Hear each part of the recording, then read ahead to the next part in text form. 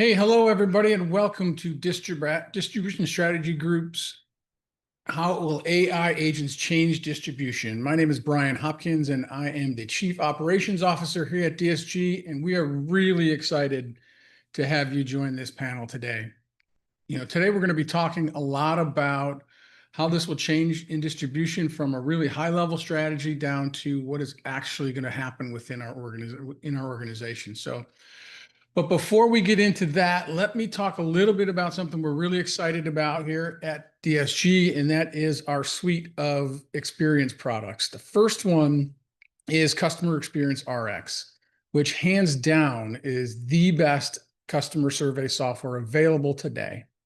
Unlike some of the traditional surveys I know some of you have tried before, this doesn't just give you a top-line score. It knows distribution. Some of these other companies don't know what a will call is, but this tool tells you exactly how you're performing. So if you've got a will call pickup issue in Cincinnati, or you've got, an inventory problem in Phoenix branch, then this tool is going to tell you that. So it gets you an actionable way to improve your business. The next one is Employee Experience RX, and it's built on that same robust platform, but it really is centered around your people. So how your experience is for the folks that work for you and what you can do to change it. We're in this global war for talent, and having the best people in our organizations is more vital than ever. So Employee RX helps you continue to get better at your employee experience and make sure that you're hiring the right people and you're giving them a great environment to work in. And then lastly is Demand RX, which helps you estimate sales potential. So this will give you sales potential by product line, by company, and by sales rep. So it allows you to uncover the opportunities that you might otherwise miss with some of the traditional tools. So it helps you really prioritize where to point your sales reps at, where to spend their time, and ultimately how to sell more to your customers. So with that, I want to bring on our two amazing panelists. We have my friend Brooks Hamilton, founder of CEO of AI Strategy Advisors, and my friend Jason Sullivan, who's also the CEO and founder of Distro. So it's Founders Day here at DSG, so we are very excited to have this conversation with you guys. So welcome to the show, and why don't you tell us a little bit about yourself and your company? Thanks for having us, Brian, and great to be here again. As Brian noted, I'm Jason Sullivan. I'm the founder and CEO of a company called Distro. And my background is one of a technology entrepreneur. So I have a very deep academic and professional background in artificial intelligence. Went to Stanford for graduate school and focused on artificial intelligence and distributed systems. And I've been a software engineer for many years. I founded Distro about 3 years ago with the goal of helping distributors, sales organizations sell more effectively. That is, drive faster quotes, more accurate quotes with better product information, and more margin per quote. Awesome. Welcome, Jason. Glad you're here. I'm Brooks Hamilton, and I founded AI Strategy Advisors a couple of years ago after serving the last round of AI within business-to-business organizations, working primarily with distributors in the US and Europe. And now what we help is distribution organizations plot a path to get through this AI transformation, which is critical and people are clamoring for. So I tell you what, I'm really excited about it, is talking to you two guys, because there's a couple of different perspectives here on this show, from somebody who's done distribution to Brooks, who's got strategy built in, to Jason, whose team has actually put these tools in place and they're making a difference. So it's going to be a great show. So before we get into the very specific stuff, guys, let's talk about what it is we're talking about here, because definition is important.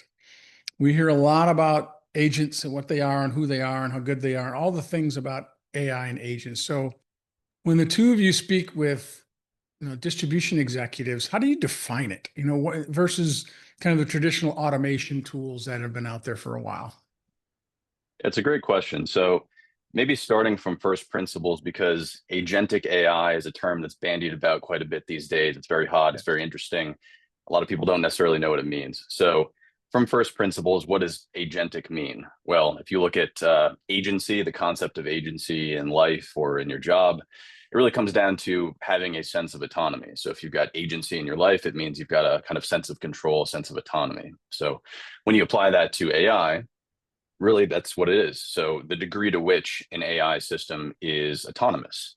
And it's not a binary thing. It's not, is it agentic or not? It's kind of it's a spectrum. So sort of to what degree is a human involved in Right. providing feedback and steering the ship? Yeah, just to expand on that, to me, the key components of an agent um, are one, it has an objective. Then it goes about developing a plan. And as a digital entity with some agency, then it can sense its environment. Those are probably going to be digital sensors that it has. Go about planning a course about how it can meet its objectives, walk through those objectives, try to accomplish its tasks. If it can't, it will create workarounds to still try to do that, manage its tasks, and then remember how this went. It may be working off of long-term memory as well as such as like what are our standard operating procedures for this process, as well as short-term, which are things like, hey, how am I doing on my tasks? What issues did I just run into? Which emails did I just receive? So when I think about, I think Jason did a great job of talking about how is this different? And then Mhm. I think that's kind of how what the individual pieces are to what we might consider an agent. And just as Jason mentioned, in terms of there are various levels of agency, there are various types of functionality that kind of move these agents from being pretty straightforward, nearly workflows, all the way to highly sophisticated, highly independent digital entities. So that's a very good way to set the stage and tone kind of for the rest of the conversation, because I think that's really important. So maybe you guys can talk about, where do you see those showing up today, right? So you talked about workflows, and what specific things are they showing up today where you see value? Yeah, so I can speak to kind of going back to that concept of a spectrum of human intervention, right? Yeah. Um, what we're focused on here at Distro, again, is helping folks across the sales org, whether it's somebody who is at the counter, a CSR on the phone, inside or outside sales, or a commercial estimator, quote much more effectively. Now, what does that mean, and how does that imply things for agency and autonomy, right? So to use that example, kind of the first order, lowest level of agency is you create a quote with some amount of AI generated product recommendations. A lot of folks out there are kind of focused on just that. Mhm.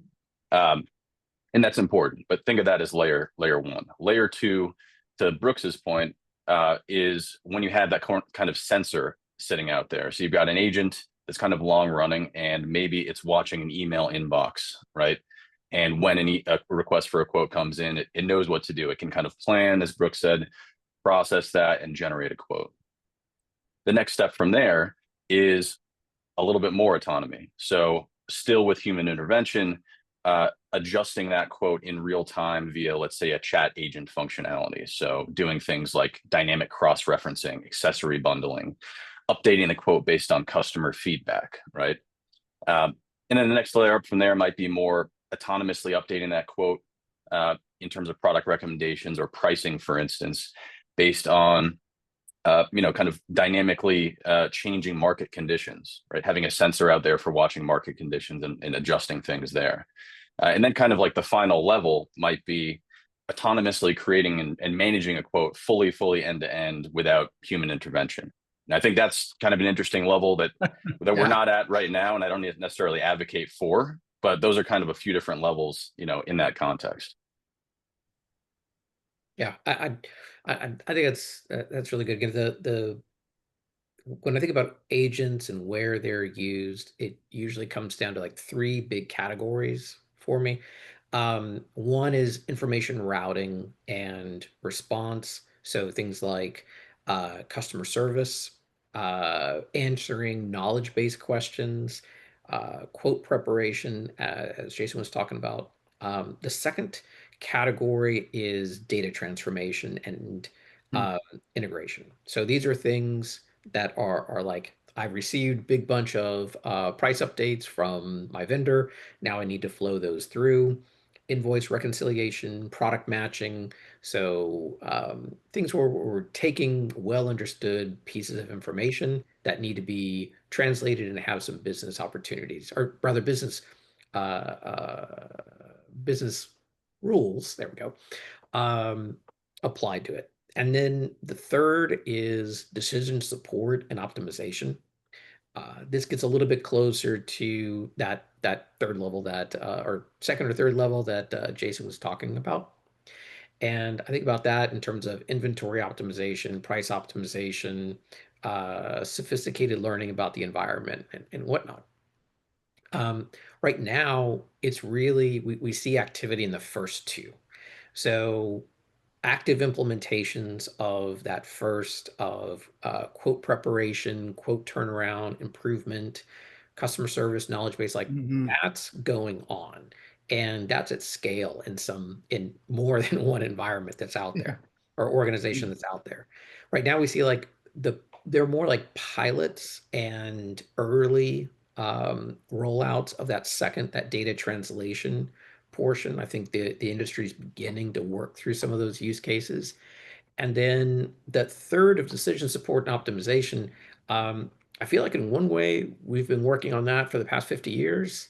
And the other is we're just beginning to kind of reignite interest in that and also re-envision how those more formal capabilities um, fit within an agentic framework. So I don't really see a ton of net new activity there, so much as a lot of excitement about what others would call optimization back in the day. So do you guys feel like there's a shift in that thinking, right? Because yeah, I agree with you, Jason. We're not anywhere near letting these agents kind of go roam through the distribution network and go back and forth with customers and that kind of activity. I don't think anybody's mentally there yet, and I think the technology will be ready before people are. Yeah. Do you see at least the shift between now I'm willing to try agents because it's the things that people used to do, all the quoting activity, all the takeoffs, all the work that used to get done by people. Now you have the ability to use agents to do it.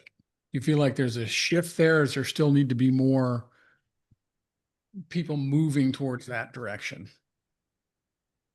Yeah, I think it comes back to that distinction between fully autonomous and partially autonomous. So I think there's an end state, not just in distribution, but generally where it's sort of dystopian. You've got Yeah. just agents kind of running wild, and humans are beholden to those agents, right? And then there's a better, happier future and distribution and elsewhere where there are agentic systems that are kind of wingman or co-pilot to people and their jobs, making their life easier. That's really what Yeah. we're focused on here. And so when you look at kind of something analogous, like we're in the software development space, right? And so uh, software engineers have been great beneficiaries of agentic systems kind of longer than a lot of folks out there. We tend to be the first stop on that train. And so two different examples kind of illustrating those two different silos. One would be, there are coding or development environments, let's say, like the program in which you write your code. And there are systems out there that make it easy for you to give it a prompt and help it write some code for you, but you're still prompting it along. You're still giving it some guidance, Yeah. right? There's Right. an element of control.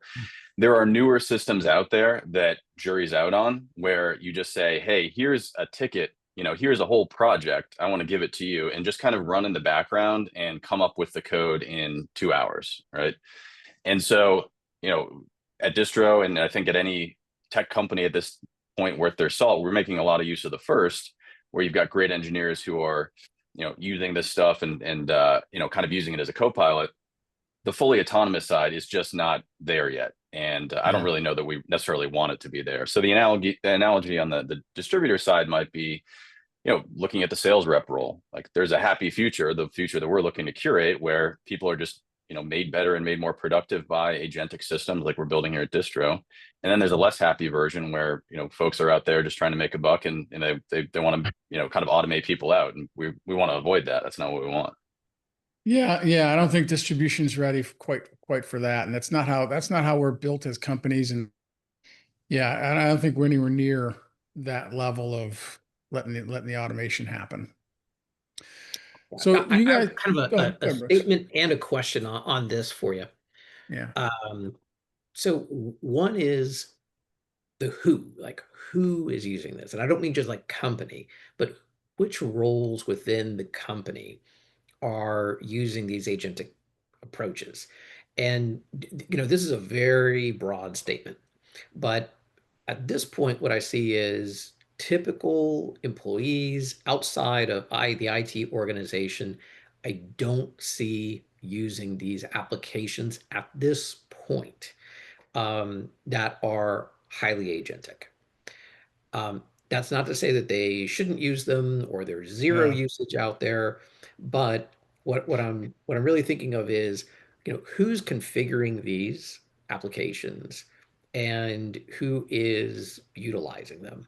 And for that, I see it's a little bit more oriented on the either IT side or some people within these organizations who are really pushing in. Even though we look at like the Microsoft stack, there are a lot of things you can go do, even with like Power BI and the various Power Apps that Microsoft offers. Um, but I don't necessarily see that people building those who are coming from the roles. But at the same time, it seems like these capabilities are about to explode on the scene. Like we saw earlier this week, OpenAI released their agent builder, and I think a lot of other software organizations are going to see like how can we broaden the people who are utilizing this and these capabilities and are engaging in that configuration. So I kind of wonder like how do you all see some of the, who is using these capabilities or should be using these capabilities within distribution organizations? Yeah, it's a great question. So I would say we definitely see, obviously, with distro folks using agentic systems or agentic adjacent systems in and around the sales organization. I think, whether distribution or elsewhere, when you're looking to introduce a new technology, particularly one that is AI oriented, the first stop is going to be, where can you see the ROI? Otherwise, it's going to start to feel like a shiny toy, right? Yeah. right. And so you see that ROI obviously in sales organizations. You see that in finance organizations. So with things like credit analysis, accounts payable, things of that nature. You start to see that in procurement to some degree, inventory management. So predictive analytics around inventory management, that's obviously going to impact the bottom line. So these are the places where I think we are seeing activity, and where we're likely to see the most activity, for this first inning or second inning, whatever you might want to call it.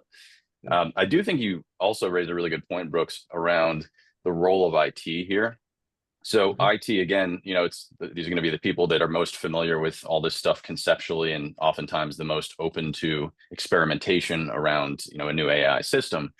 Um, when you start to think about making these systems more autonomous, more user friendly, right?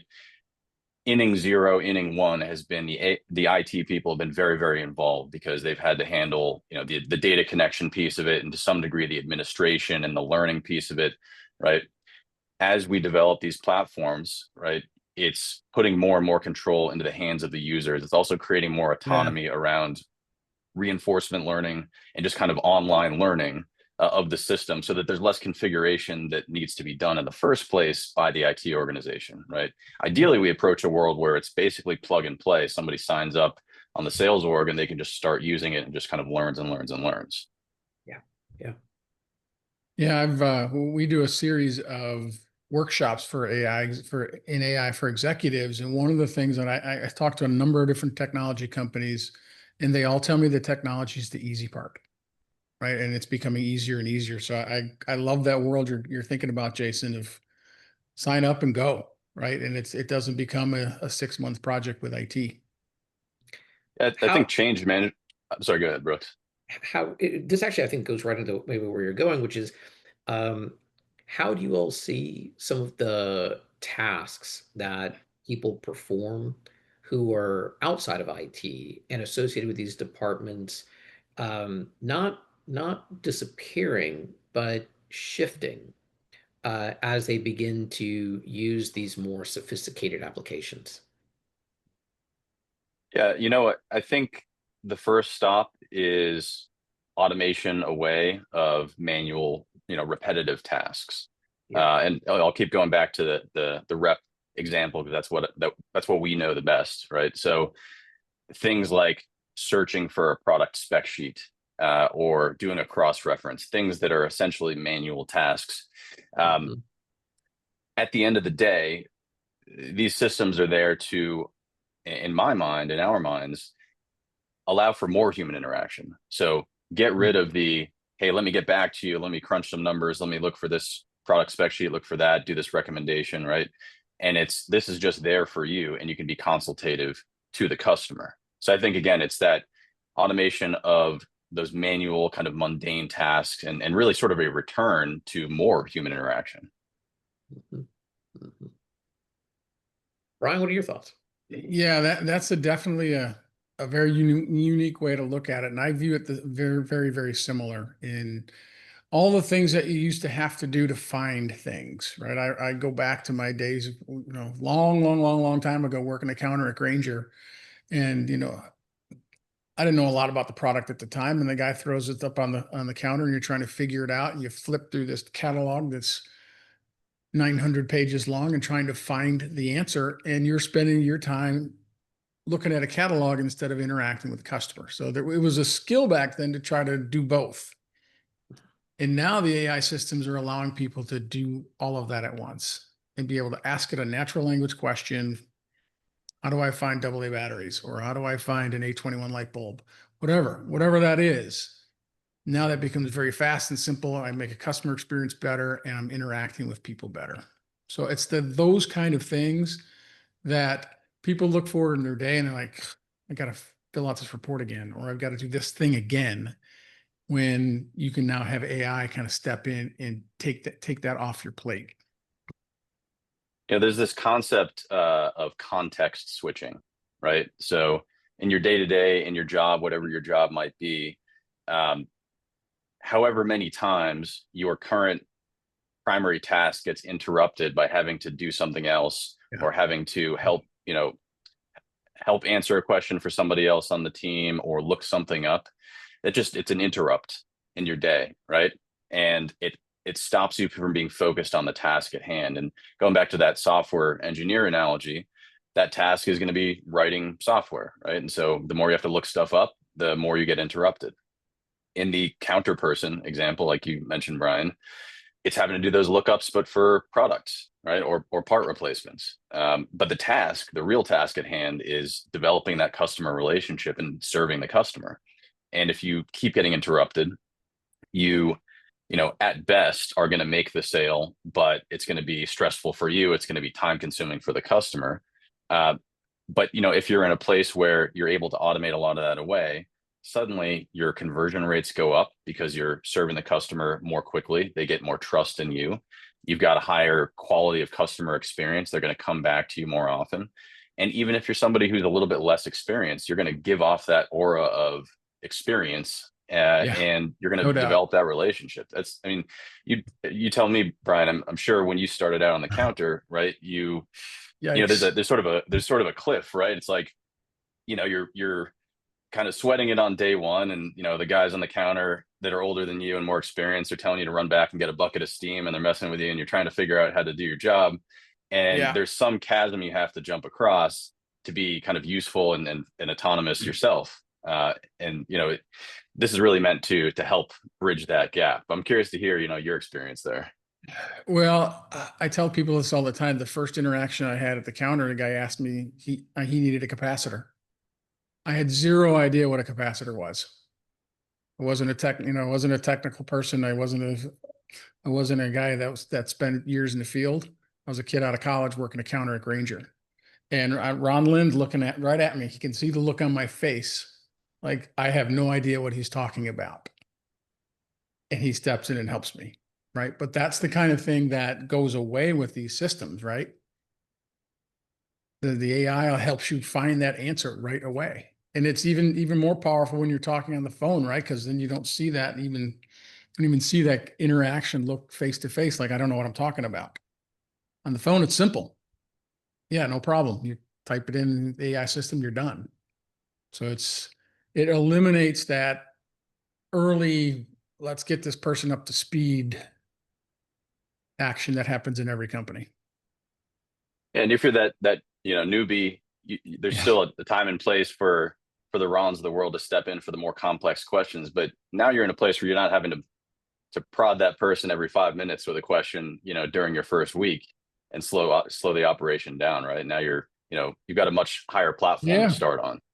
Yeah, no doubt. All right. So before we move forward, there's a question from one of our listeners, and they talk about what are some of the examples. It's like common agentic systems now available that weren't 6 to 18 months ago. So it looks like it's probably a regular system because agentic's really not here yet. I have a slew of repetitive process. Some are common to other distributors, but some are more specific to me. So how do I know what's available in the marketplace, like an app or a plugin or something I just purchase or customize? So it's the buy, build. How do I direct or how do I figure out what's works for me? So, Jason, I'll throw this to you because your system does a number of things across a lot of different processes, from e-commerce to counter to sales. How would you direct this viewer to say, where do I start? How do I figure out what's going to give me the biggest ROI?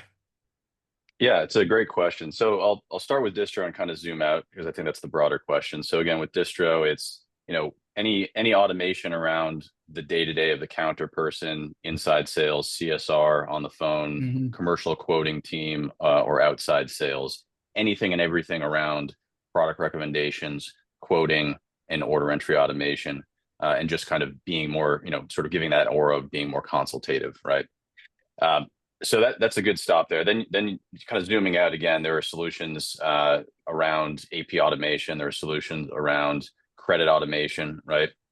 Um, how do you identify these solutions? How do you evaluate those solutions? I think is really kind of the broader question, regardless of what that solution is. And I'd say Brooks here is going to be a great stop on that journey. Given the nature of his firm. Um, from my perspective, as you noted, Brian, there's this constant buy versus build question. Yeah. So we're obviously advocates of the buy, although we love folks who attempt the build. We'd say don't try to build a tech company, a tech startup Yeah. inside of your I agree. distribution business. I agree. Have people internally who are interested and motivated about this, who can help spearhead that journey, right? And find folks like me, like Brooks, like yourself, who are tapped into this, who can be consultative. And whether it's something that we can help with directly or help guide you in the right direction, you really need to be focused on finding the right folks in your ecosystem that can sort of be at the bleeding edge, pointing you in the right direction. Yeah, I'll pile on that. Thanks for the shout out on that, Jason. I was actually going to say this is a great time to invest in learning. Like this is truly the time. Go to the Yeah. conferences. Um, get exposure to as many vendors as you can, as well as many other distribution organizations that are going through this. This is the time. Like it is here. It is game on now. These are no longer things that might happen at some point or in some minor way. Um, in my mind, we've crossed a threshold very recently when AI applications that are available for not that much money can create PowerPoint docs and Mhm. Excel and Word and whatnot and actually do a pretty decent job at it. Whereas before a few weeks ago, it was kind of trash. Um, that I think is going to create a lot more activity in general of which use cases your teams can apply to. But the thing is, it does not stop there. That to me is just going to be the part that opens people's eyes further about how this can be applied. And also, if you're a leader within these organizations, and you ask your people, how much are you using AI? Chances are they are reporting only Yes, half of their usage. right. They will tell you what they are doing in part while they're at work. They will not describe what they're doing in terms of work tasks um, on their personal machines or outside. So, where I'm kind of going with this is I think we're about to see a lot more activity and curiosity about where this can be applied. And as Jason's pointing out, there are many good use cases as well as solid technology firms that can help you all address these problems. And they've put the thought into how this should work.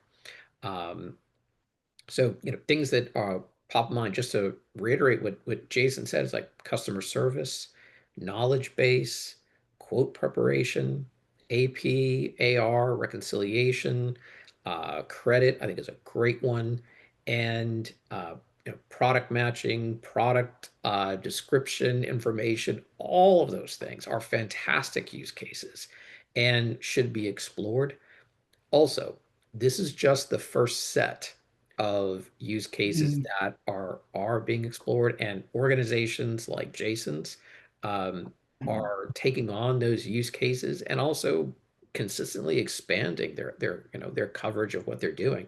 So, in terms of like get to know some of these vendors who are forward looking, and they'll show you via their product offerings as well as their roadmaps, what they're what they are producing and what can be done, because they are dependent on ensuring that these use cases work. Otherwise, there's no point in them building product for it. So I think this is a great way to recognize what's doable today and identifying vendors. And for Jim, he clapped back on the chat. He got a request for a bucket of steam in his 20s, and he's in his 50s, and he's still looking. So don't worry, Jim. You are not. That happened to me. We are not among the few have had that question asked. That's really good advice, and I'll do a shameless plug. We will be launching the fourth annual Applied AI for Distribution conference here in the next month or so. It's June next year. That's the exact place to be to find the vendors like Jason who are doing these things in AI that can help you with your business. So we'll be announcing that soon, but I'll end the shameless plug here and get on to the next topic. So you mentioned it, Brooks, but you think you're about to see this explosion of people using and adopting and, where do you feel like the people who are going to early adopt have that lasting advantage? Or do you feel like, what, the people who are just kind of waiting on the fence and I'll wait to see how it matures. Do you think they'll have a catch up? They'll be able to catch up once they feel good with the technology, or do you think they're going to be left behind altogether? I think it was possible to sit on the sidelines until this month. Okay. I think it was, for those organizations that wanted to dip a toe in, that's fantastic that they are being proactive. But as of this month, I feel like it's game on.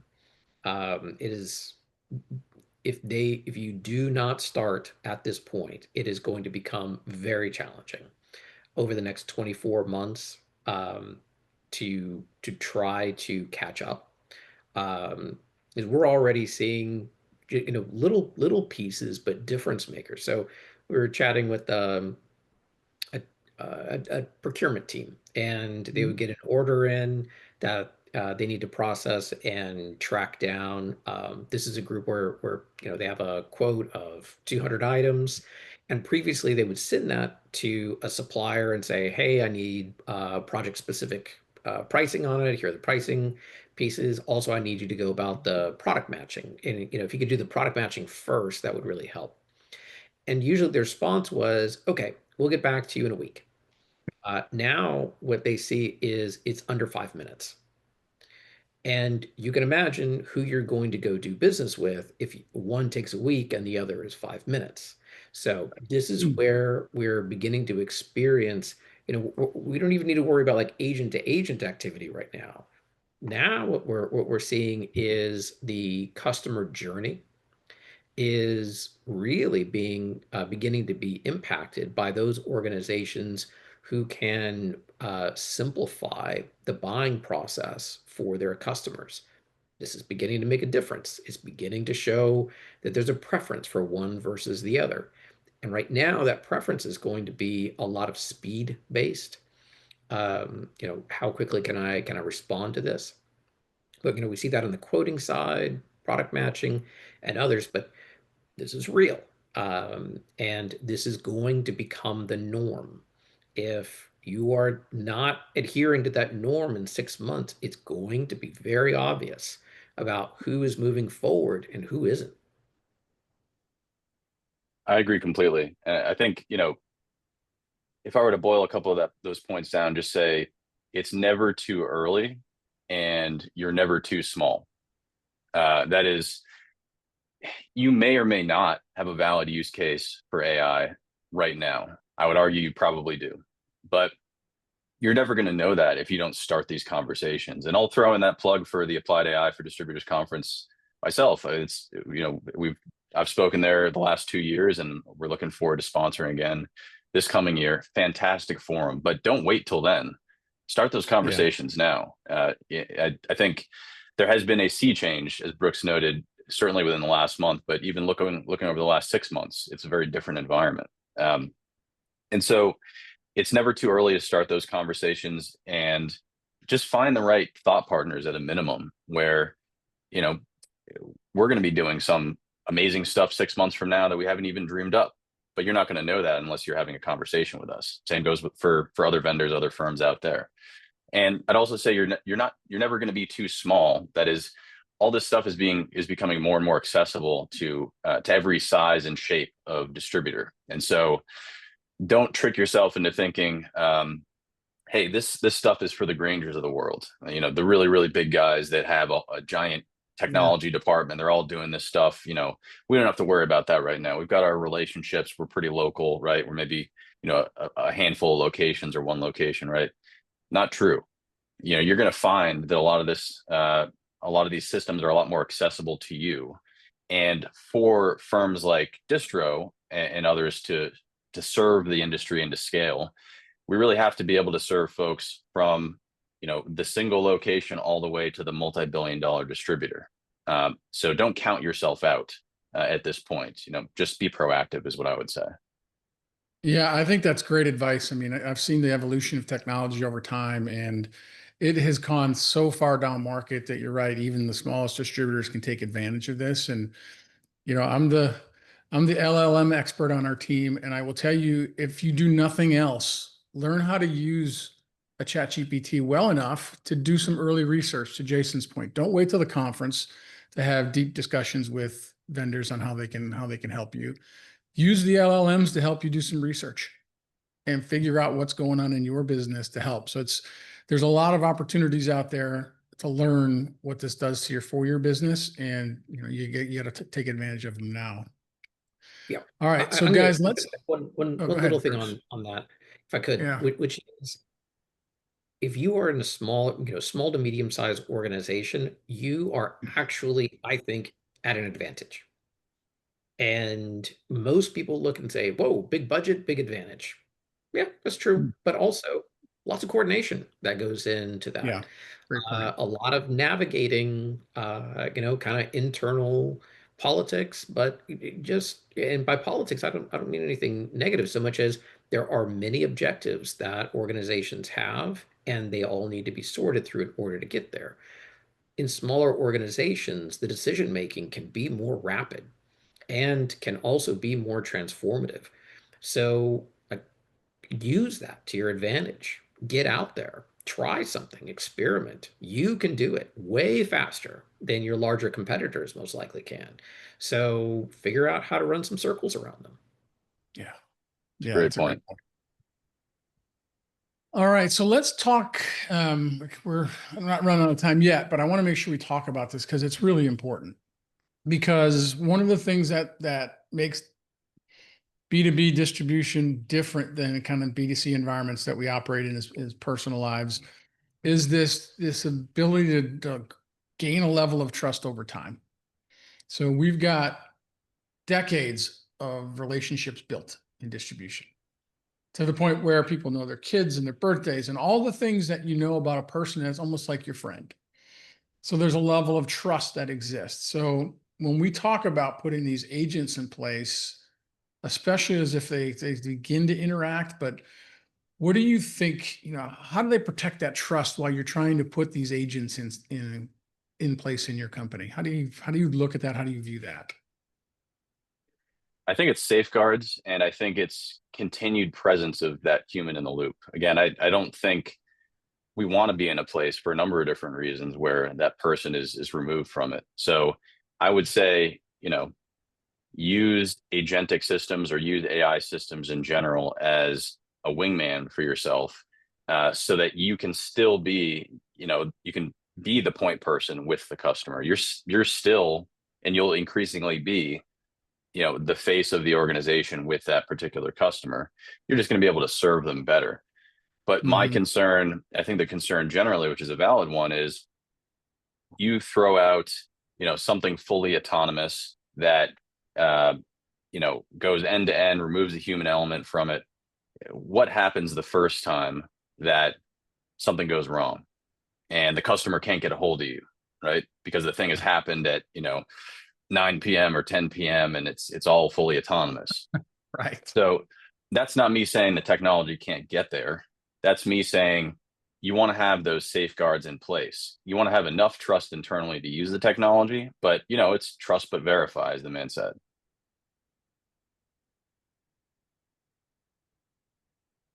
Yeah. What about you, Brooks? How do you think that plays itself out so that we continue to maintain that level of accountability, to your point, Jason, of getting things done and kind of care and keeping the relationship moving? Because we are a people business, period.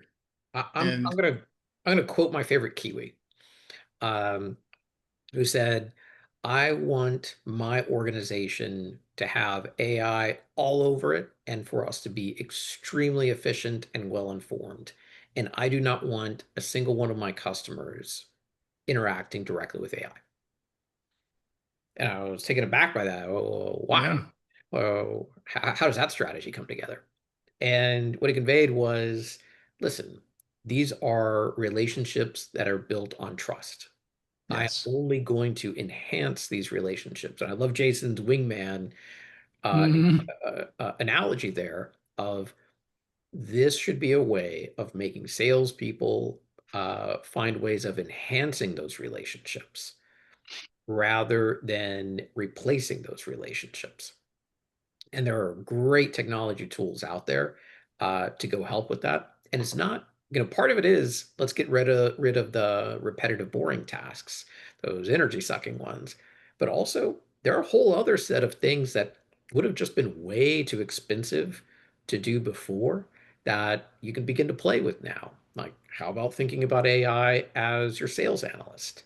If you could, if you could envision somebody having a designated full-time sales analyst working for them to help them with their relationships, what would they come up with? Maybe begin thinking about what the answer to that question looks like to see how you can enhance these relationships rather than replace them. Yeah, that flips the script a little bit, right? Is how to use the AI tool to uncover things that you may not have seen as a human because we're human and we miss things.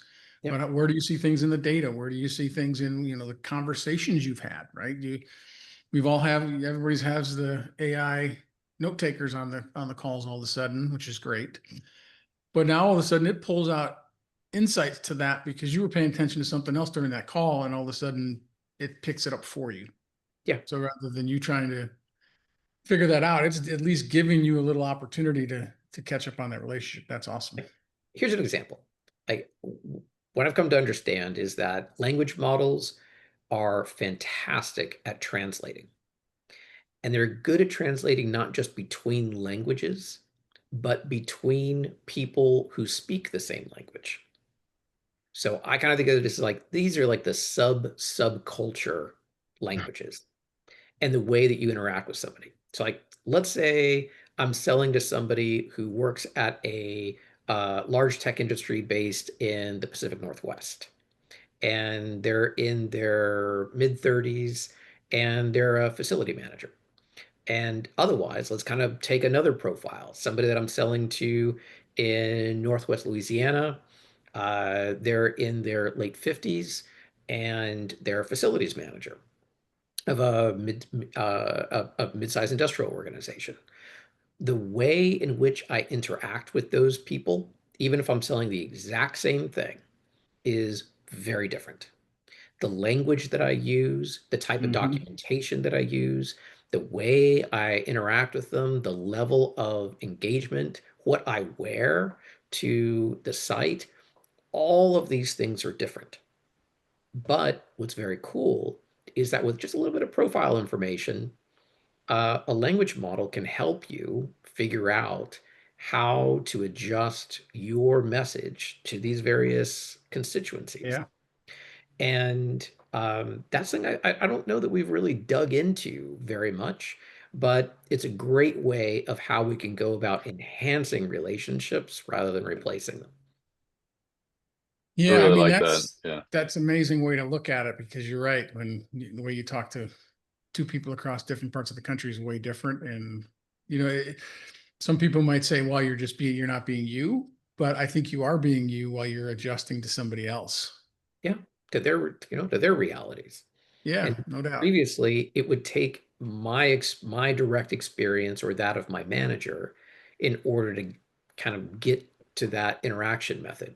This may be a way of kind of shortcutting. Love it. I think people appreciate that. I mean, you are researching a prospect, you're researching a potential partner, right? And things get busy and maybe you just don't have time to do it. Is it better for you to just not do that work? Or is it better for you to take an ethical shortcut, you might call it, and feed some information to an LLM, get some thoughts back, and at least help you kind of prepare for how to make that approach? I'd much Yeah. rather do the latter. Yeah, at least it shows you've got a level of care in the conversation. That's great. All right, so we've got time for one more question, and this is the big one, right? Because this is where you get to put your, I'm going to date myself a little bit, put your Karnak hat on, and tell me if you were looking and we're having the same conversation 36 months from now, how do you feel like customers interact differently with distributors because of agents, and what do you think surprises them the most? That's a big question. I would say that's going to be somewhat informed by the level of adoption of certain technologies. So, for instance, there's on the more autonomous side, the concept of like voice agents, right? You see that in some spaces. I think the jury is very much out on adoption for that technology, and I think there's that sort of uncanny valley problem of, it feels like you're talking to a robot. And the moment I Yeah, experience that, I just say, get me to a human as just quickly checking as in. possible. It Right. bothers me a lot. But you never know what's going to happen there, right? I think from the vantage point that we have at Distro, again, we're focused on the sales rep, the customer interaction.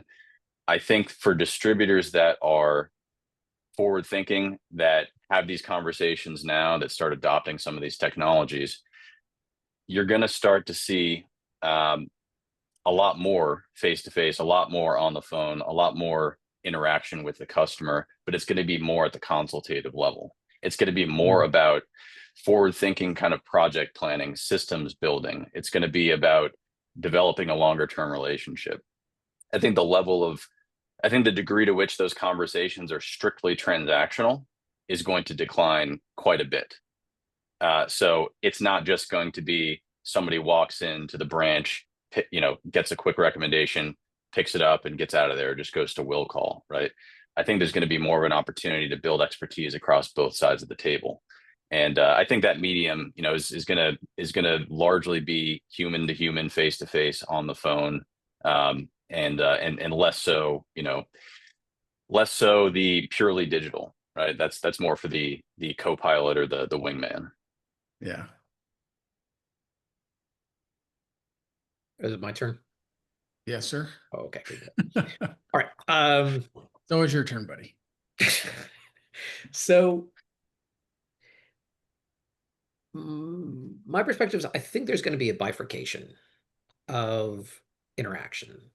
And what I mean by that is there will continue to be many relationship person to person discussions had. And what I'm hoping is it's when two people sit down, have a discussion, agree on something, agree on a path forward, then the AI can kind of take a lot of what was said in the discussion and begin to execute on it. So, how does that turn into an agreement? How does that turn into a PO? What is the BOM going to look like? What products do we need to assemble? What are solutions to their problems? How do we get around some of the constraints that they have? Those are all ways I hope that we see AI enhancing those person to person discussions. Then I think there's another set of interactions that are transactional in nature, where the rules of engagement have already been worked out. And we see this in EDI, ETL, whatnot, for highly regularized transactions. But I think that that scope of where you can apply automated interaction between organizations is going to begin to broaden.